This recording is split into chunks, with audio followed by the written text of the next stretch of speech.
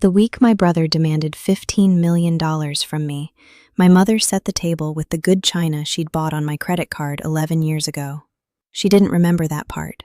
Brett got the seat at the head, the way he always had. I got the chair by the drafty storm door, the one with the latch that never caught right. My name is on a house my parents say they bought their son. It has been for 11 years. Nobody at that table knew it yet, but the part that turned the whole night over was who had actually been holding that house up the whole time. I'm Georgia, 34, and I built a home care company out of one client and a used sedan. This is the Christmas my family learned what quiet had really bought. I drove down from Columbus the Sunday before Christmas, the way I had every year since I left. My mother, Carol, was pulling a clove-studded ham out of the oven. Georgia, set the table with the good china. It's in the hutch. I opened the hutch and there it was. The cream plates with the thin gold rim. I remembered the store. I remembered the card I'd handed the clerk at 23, because my mother's was acting up and Brett needed the good stuff for his housewarming. I never got paid back. I never asked. I lined up 6 settings, Brett's at the head, mine by the door. My father, Dennis, clapped me on the shoulder like I was a delivery that had arrived on time. There she is, the busy one. That was always my name in this house. The capable one, the one who didn't need anything. I'd paid for more of this room than anyone sitting in it knew. You learn the math of a family young. When Brett wanted to go back to school at 26, my parents paid the tuition twice. When his apartment got too expensive, they covered his rent for 2 years and called it a hard season. When his truck got repossessed, my father paid the lot in cash at dawn so the neighbors wouldn't see. At 18, I asked my mother to co-sign a $400 deposit. Honey, we can only ever back one horse. She meant Brett. So I carried myself, worked doubles, and paid the deposit out of tips. That Sunday, lining up plates I'd paid for, my mother smiled, too sweet, and asked how the little caregiving business was doing.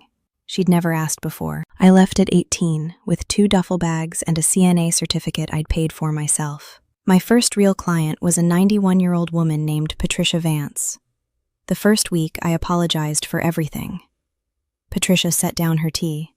Stop that. People treat you at the price you put on yourself. I never forgot it. Patricia became the closest thing to a real mother I had. The signature happened when I was 23. Brett had found a starter ranch in Dayton, but he had 2 repossessions, a bottomed-out credit score, and a job he'd had for 6 weeks. No lender would touch him alone. My parents drove up with a folder. We just need your name on it. It's a formality. It protects the family. My father added the part that got me. You'd be helping your brother build something. He needs the leg up. You've already got yours. I was 23 and wanted more than anything to finally be the daughter who helped. So I signed, not as a co-signer, but as a co-borrower on the note. My name beside Brett's, like a partner. I put $4,000 of my own savings into the down payment when the gift money fell through. They told me I'd be taken off in a year or 2. I believed them. The signature stayed for 11 years, on a house everyone in my family would swear they'd bought their son. I tried to get off it more times than I can count. A co-borrower can't just walk away. The only way off is if the other person refinances the whole loan alone. And to refinance, Brett had to qualify on his own. He never could. Unsteady income, wrecked credit. So when he fell short, I quietly made up the difference. A few hundred here, 1,200 there, logged in a notebook I kept in my desk, the way nurses chart everything. Brett never knew. My parents never knew. They were too busy telling the neighbors they'd bought their son a house to notice the credit holding it up belonged to the daughter they swore didn't need a thing. While I was quietly holding up Brett's house, I was building my own. It started with Patricia. When her agency kept sending aides who didn't know her medications, I started covering the gaps myself. Other families in her building heard. I hired 1 aide, then 3, and named it Hearthstead Home Care, because a hearth is the thing a house is built around. I ran it out of a used sedan with 200,000 miles and a folding table. 8 years later, Hearthstead had 90 caregivers across 3 counties, known as the agency that didn't drop you. A larger health services group came calling. I spent 4 months in due diligence holding my ground on one term. Every caregiver kept their job. The day the deal closed, Hearthstead sold for $25 million. I called Patricia, not my mother. Good, she said. Now don't you dare let anyone make you feel small for it. The sale closed in late September, 3 months before that Christmas. I told almost no one. I knew exactly what would happen the day my family learned there was money. Money doesn't change who a family is. It just turns up the volume. I paid off my own small mortgage, set the rest aside, and called the bank again about getting my name off Brett's loan. Same answer. I told myself I'd deal with it in the new year. What I didn't account for was Ashley, my brother's wife, scrolling past a local business write-up. Hearthstead Home Care acquired an 8-figure deal. She called my mother and read her the number the article guessed, $25 million. The family I'd been invisible to for 34 years had just become very interested in me. My mother called Tuesday, sweet as the ham. "We never see you anymore. Come down early this year." Brett texted, which he never did. My father called to ask if my car situation was all right, his way of circling money. I watched it all happen with a strange calm. I'm a person who plans for falls. It's the job. By the second week of December, my mother had stopped pretending the calls were about missing me. "Your brother's having a hard stretch. He's proud, he won't ask, but a family helps. You're in a position now. He could use a little help getting current. You don't need it. He does." The same law of nature, my whole life. I said I'd think about it, hung up, and called a lawyer. Not to fight them, to understand exactly where I stood before I sat at that table. Aaron Webb's office was above a bakery. I laid it out, the co-borrower signature, the down payment, 11 years of quiet payments, the notebook. He leaned back. "You are not a co-signer, you're a co-borrower. Your name is on the note and very likely the title. That's ownership." He spread his hands. I could sue to recover the payments, petition to force a sale, make a great deal of noise. It had a satisfying weight. But he added gently, "Noise keeps you tied to that house longer, and to them. Think about what you actually want to walk away with." Then the part that mattered most. "The only clean way for your name to come off is for your brother to refinance entirely into his own name, and to do that, he has to qualify on his own." I almost laughed. Brett had refinanced that house 3 times, pulling cash out each time. "No," I said, "he never could." Aaron nodded. "Then you have more leverage than you think." That night I charted. I pulled every record I had access to as a co-borrower. Statements, payoff quotes, refinance history, filed for years without being read. The original loan had been modest. Then came the refinances, each pulling cash out for something, a boat, a business opportunity, even tuition my parents thought they'd paid in full, quietly rolled into the house. Every time my name went along for the ride, and every time I'd signed where Brett's finger landed, trusting it was routine. The house my parents bragged they'd bought their son outright was leveraged to the rafters, and the only reason it hadn't collapsed was the daughter quietly covering the shortfalls. The folder was in my desk, soft at the corners, never opened in 11 years. Page 4 was the note, and there beside Brett's looping signature was mine. Georgia Palmer, 23 years old, blue ink, co-borrower, owner. I took out my real notebook and added up every shortfall for the first time. $71,420. I hadn't let myself do that total before. I didn't cry over it.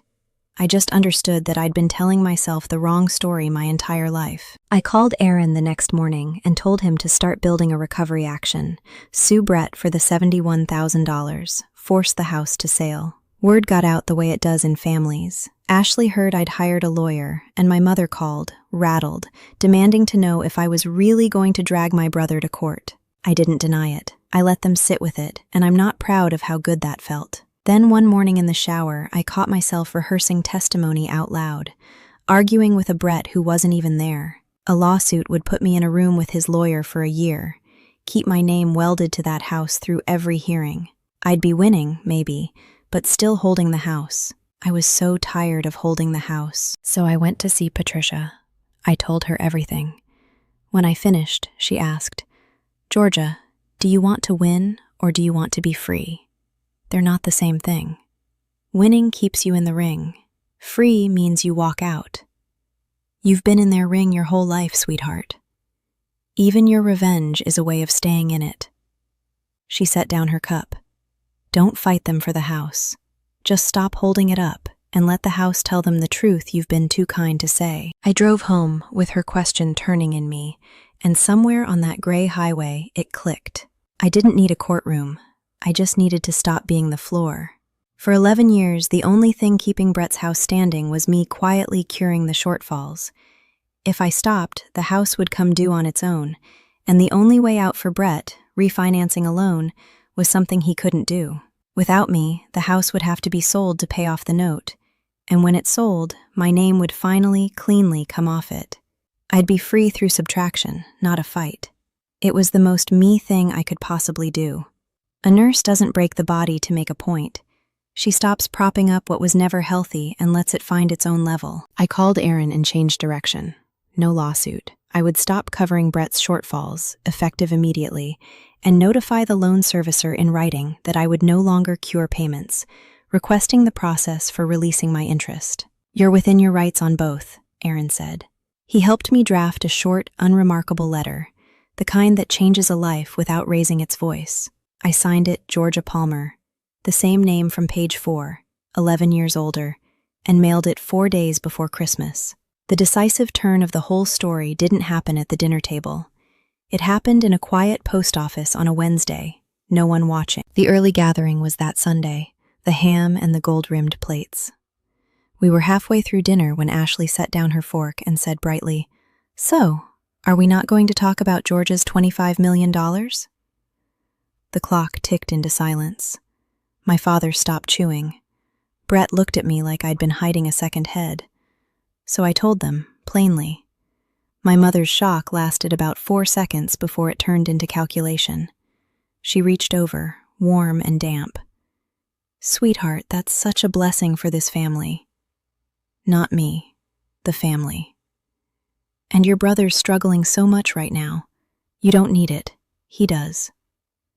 The whole creed of my childhood, set over a ham I could have bought 100 of. I didn't pull my hand away. I just looked at her, and for the first time I didn't feel the need to explain why she was wrong. It moved fast after that. My father talked about keeping wealth in the family. Brett leaned in. "I'd never ask, but the house has been tight. If you floated me something." He named a figure, then a bigger one, by the end of the meal. "Your fair share to give." Ashley delivered her rehearsed line. "After everything your parents did for you growing up, you'd really let your own brother lose his house?" I ran the list silently. The apartment deposit they wouldn't co-sign, the tuition paid twice for him, the house with my name on it, my $4,000 down payment. Everything they'd done for me fit in a thimble. I didn't say any of it yet. "Let me think about it," I said, and meant it. Before I left, my father followed me to the porch. "Your mother shouldn't push like that. I know it hasn't been even between you and your brother." Something in my chest loosened, and for 1 second I thought he'd apologize. Then he sighed. "But you came out fine, Georgie. You always do. Brett's not strong like you. He needs the help." The same arithmetic, sadder face. He confessed he'd pulled equity out of his own retirement to help Brett, that he was scared. "I'm sorry you're scared, Dad," I said. "But you spent your safety net on the wrong son." 3 days before Christmas, the servicer processed my notice. The December payment came up short, and this time no quiet check appeared. The account ticked into delinquency. Brett got the notice and called our parents in a panic instead of me, never suspecting the help had simply stopped. My mother called me frantic, saying the bank must have made a mistake. I let it go to voicemail. Brett called himself the night before Christmas Eve, shouting before I said hello. I let him run out of steam, then said the calmest thing I've ever said to him. "Brett, refinance the house into your own name. Take mine off it." Silence, then a smaller voice. "I can't. They told me I don't qualify." "I know. That's why my name's been on it since you were 26. "Wait, your name's on my house?" "Our house, page 4, co-borrower. I put $4,000 into the down payment, and I've covered your shortfalls for 11 years. A long pause. Then why is it behind now? Because I stopped, that's all. See you at dinner. I hung up. Brett called our mother immediately, and she called me. How could you do this to your brother at Christmas? I'm not giving him anything, and I'm not taking anything, I said. I'm just no longer paying for a house that was never supposed to be mine to pay for. She fell back on the oldest line. We could only ever back one horse, Georgia. You were always going to be fine. For the first time, it landed like an admission, not a wound. I'll see you at dinner, Mom. I called Aaron one last time Christmas Eve morning to confirm where things stood. You've lawfully stopped covering the shortfalls. If your brother can't cure it or refinance, presumptively the house gets sold to satisfy the loan. When it's paid off, your name comes off it. You walk away clean. That was all I needed. Christmas dinner was at 6, and I arrived exactly on time. The good china was out again, gold rims catching the light, Brett at the head, my chair by the door. Everyone was there, my mother tight-faced, my father not meeting my eyes, Brett gray and hollow, Ashley watching me like whether she'd started, 2 aunts already briefed. I sat by the broken storm door, the latch ticking in the wind, and waited. I'd learned a long time ago that you don't fill a silence to make yourself comfortable. You let it do its work. Brett didn't make it through grace. He set down his fork. I'm going to lose the house. Do you understand that? You're sitting on $25 million. You could fix this with one phone call. How much do you think would fix it, Brett? $15 million. The table went quiet. Then my brother, 37 years old, slid onto the kitchen floor on his knees, crying. Please, Georgia, you're my sister. Don't let them take everything. My mother stood so fast her chair scraped. Look at what you're doing to him. You stole his future, Georgia. The clock ticked. The latch rattled. Every face turned to me, waiting for me to crumble. I didn't raise my voice. The quieter you get, the louder a room has to become to hear you. I want to say one thing, and then I'm going to finish my dinner and go home. I told them. That house had had 2 names on the loan for 11 years, Brett's and mine. I'm not a co-signer. I'm a co-borrower. I own half of it. I put $4,000 of my savings on the line so this family could buy that house. And for 11 years, every time Brett came up short, I quietly covered it. $71,000, all told. None of you knew. That's the only reason that house never went under. Last week, I stopped. I didn't sue anyone. I didn't take $1 from any of you. I simply stopped paying for a house that was never supposed to be mine to carry. The only way my name comes off now is if Brett refinances into his own name, and we all know he can't. I looked at my brother on the floor. You didn't lose your future, Brett. You've been living on mine since you were 26. I just stopped lending it to you. My mother found her voice, thin and shaking. Family money comes home to family. You're right, I said, and let myself smile, small and tired. It does. It's finally coming home, to me. Nobody moved. I took a bite of ham I'd practically paid for. It was very good. My mother got louder instead. After everything we sacrificed, we could only ever back one horse, you know that. I set down my fork. You said you could only ever back one horse, Mom. You were right. But you spent 34 years staring at the wrong end of the stable. You never once noticed which one of us was actually carrying the whole barn. Ashley slid an inch away from Brett. My brother looked at me with an expression I'd never seen on him. Not anger. Recognition. 11 years late, I stood up. The chair by the broken door scraped back. I put on my coat. I'm not angry at any of you, I said from the doorway, and meant it, which surprised me most. I'm not going to fight you. I'm not going to sue. I've spent my whole life in this family's ring, and I'm finally walking out of it. To Brett. I hope you figure out the house. I really do. But I won't be the one who figures it out for you. To my parents. Don't call me about money. I won't answer. If you ever want to call me about anything that isn't a number, I'll pick up. The choice is yours. It always was. I opened the storm door and the wind caught it. the broken latch banging against the frame the way it had my whole life. For 34 years, I'd turned around to ease it shut. I didn't turn around this time. I let it bang, once, twice, and walked down the steps into the cold, clean dark. For the first time in my life, the latch was somebody else's problem. Brett couldn't refinance, of course. The servicer sent notices, gave him a window, and when it closed, with the account too far behind to save, the lender moved to recover what it was owed.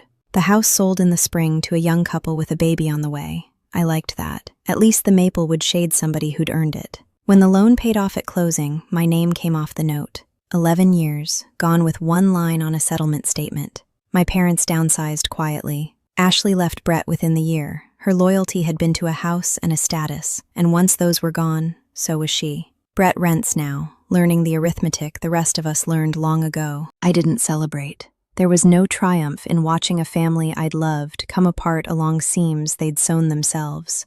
But I slept. I took a piece of the money and started a scholarship for CNAs putting themselves through certification the way I had, and named it for Patricia Vance. She came to the first ceremony, 92 and fierce, gripped my hand when they read her name. There.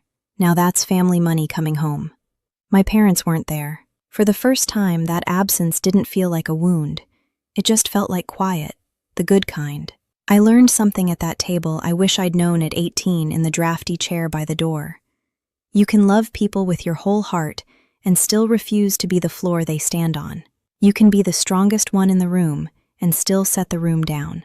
And the day you finally stop catching everyone who was happy to let you, you discover you were never the one who needed holding up. You can stand. You always could. If you've ever been the net a family forgot to see, hear me. You're allowed to stop catching and watch what learns to stand on its own. Tell me in the comments about the day you finally stepped aside. Share this with someone still holding a house that was never theirs. Subscribe. Your boundary is next.